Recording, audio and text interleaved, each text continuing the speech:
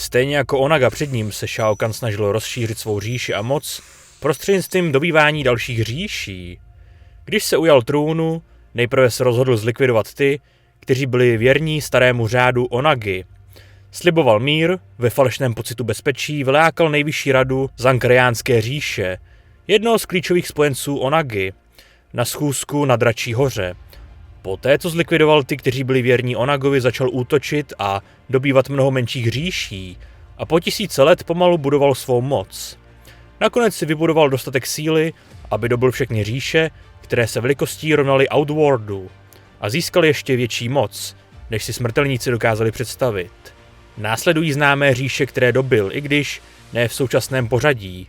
Zatera, Arniek, Tarkata, Hinpar, Vaeternus a Oštek. Brzy spatřil svěží a úrodnou říši Edénii. Aby ji mohl ovládnout, musel Kahn vyhrát posvátný turnaj Mortal Kombat. Pokud by uspěl, obě říše by spojil.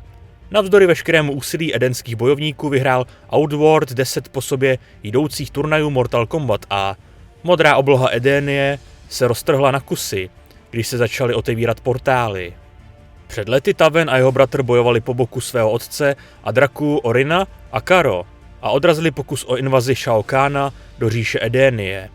Po bitvě však byli Taven a jeho bratr Deagon uspáni svým otcem Argusem, který měl v úmyslu poslat své syny na výpravu za záchranou říše před Armagedonem.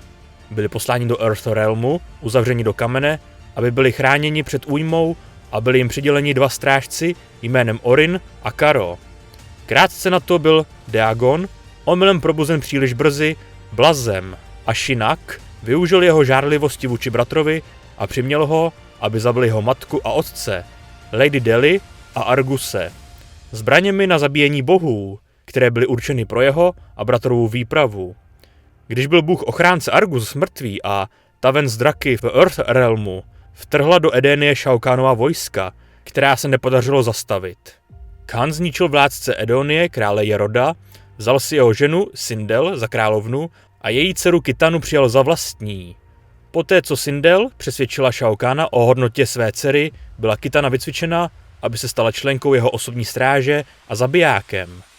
Když však Sindel viděla dopady Shao Kahnovy vlády na Edénii a věděla, že Earthrealm, nejbližší spojenec Edénie, se stane jeho dalším cílem pro císařskou nadvládu, rozhodla se spáchat sebevraždu, aby vytvořila magickou ochranu, která by Shao Kahnovi zabránila vkročit do Earthrealmu a zmocnit se i této říše. Ale Shao Kahn, který nechtěl svou milovanou královnu nechat odejít tak snadno, zadržel její duši ve vnějším světě, čímž zastavil její přechod do posmrtného života.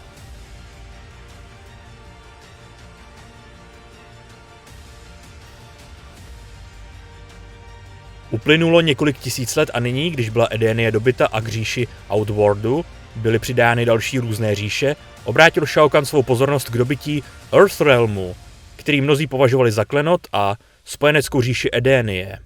Shao Kahn vyslal Shang Tsunga, aby založil posvátný turnaj jako soutěž mezi jeho armádami a Earthrealmem. Odměnou pro vítěze Mortal Kombat mělo být to, že šampion nebude stárnout 50 let až do příštího turnaje. Kahn by směl vládnout Earthrealmu pouze v případě, že by vyhrál 10 těchto turnajů za sebou. Kdysi dávno, než se Shang Tsung stal mistrem turnaje, se po nazbírání několika vítězství stal velkým šampionem, než spojil síly se Shao Kahnem. Raiden shromáždil nejlepší bojovníky země do společnosti Bílého lotosu, skupiny založené proto, aby každých 50 let vybírala šampiona, který bude zemi v turnaji bránit. Jedním z takových bojovníků byl i velký Kung Lao, který porazil Shang Tsunga a stal se velkým šampionem. Když si uvědomil, že ho mistři turnaje už dávno chytili, za jeho zradu během turnaje, starší bohové ho prokleli snížením stáří a zbavili ho mládí. Čaroděj věděl, že jediný způsob, jak získat zpět své mládí a nesmrtelnost, je ukrást duše ostatních bojovníků ve snaze získat přízeň císaře. Ten skutečně přišel o titul velkého šampiona ve prospěch velkého Kung Lao, ale ze soucitu čaroděje ušetřil, protože věděl, že tato chyba se mu stane osudnou, protože Lao si titul udržel jen 1 generaci, než nakonec podlehl tehdy nové tajné zbrani Shang Tsunga, šokanskému princi jménem Goro, který Lá rychle vyřídil a zabil. Vyhrál tento i pokračujících 8 turnajů a zajistil tak válečníkům z Outworldu 9 vítězství za sebou. Dračí král, po staletí uvězněný ve smrti po zradě Shao Kahna, se dozvěděl o Shao Kahnově zradě a proto tajně pracoval na oživení svého fyzického těla. Přenesením své podstaty do zjevení se zjevil Shuinkovi, velmi nadějnému bojovníkovi, který měl být vybraným bojovníkem pozemského světa v nadcházejícím turnaji Mortal Kombat. Tvrdil, že je vyslancem starších bohů jménem Damashi a lstí přiměl Shuinka, aby se vydal na výpravu s cílem získat Kamidoku z různých sfér a umístit je do Nexu, speciálního místa vytvořeného mezi sférami, aby usnadnil cestování šampionů starších bohů. Před událostmi dalšího turnaje Mortal Kombat uzavřel Shang Tsung nevědomky dohodu s Quan Chinem, a to Shinakovým jménem.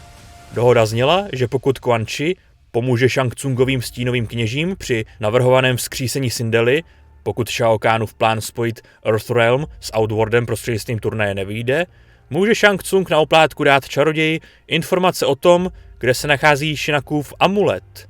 Quan Chi naverboval Sub-Zera staršího, neboli Bihána, aby zabil Skorpiona, člena konkurenčního klanu ninjů Shirai Ryu, zatímco Sub-Zerův klan, Lin Kuei, přivedl, aby zničil celý Shirai Ryu jako takový a poté mu dal mapu, která obsahuje chrám elementů ze shaolinských chrámů. Sub-Zero se vydal na dobrodružnou výpravu po Earthrealmu a porazil bohy větru, země, vody a ohně, ale když se chystal získat amulet, Quan Chi mu ho vzal jako první a vysvětlil mu jeho pravý účel. Poté, co se Quan Chi později vrátil do Netherrealmu a předal falešný amulet Shinakovi, zatímco originál si nechal pro sebe, Raiden se s válečníkem Lin Kuei střetl a odhalil mu jeho chybu, že dovolil Quan Chinovi amulet vlastnit, protože dobře věděl o následcích zničení Earthrealmu kvůli nevědomosti a chamtivosti Lin Kuei. Sub-Zero pak neochotně vstoupil do portálu do Netherrealmu a získal amulet od Shinaka. Ve svém úkolu byl úspěšný a prozatím zachoval mír v celé realitě. Tento úkol nějakým způsobem upoutal Shang Tsungovu pozornost a byl pozván, aby se zúčastnil nadcházejícího turnaje Mortal Kombat s tajnými příkazy od velmistra Lin Kuei, které zněly zavraždit Shang Tsunga a vyhrát. O 2 roky později země shromáždila několik svých nejlepších bojovníků, aby vyhrála 10. turnaj a zachránila svobodu Earthrealmu. Byli mezi nimi Liu Kang, Sonya Blade a Johnny Cage. S pomocí Raidena bojovníci Earthrealmu zvítězili a Liu Kang se stal novým šampionem Mortal Kombat, čímž vynuloval počítadlo Outworldu na 0. Scorpion a Sub-Zero spolu znovu bojovali a Scorpion zabil Sub-Zera jako odplatu za svou vlastní smrt rukou tohoto druhého, čímž poslal jeho duši do 5. nejtemnější roviny Netherrealmu a proměnil ho v Noob Saibota. Naštěstí pro starší bohy však dlouho nezapomenutelná rivalita mezi Liu Kangem a Shang Tsungem byla nutně zapotřebí i při utváření vlastního osudu pro Earthrealm.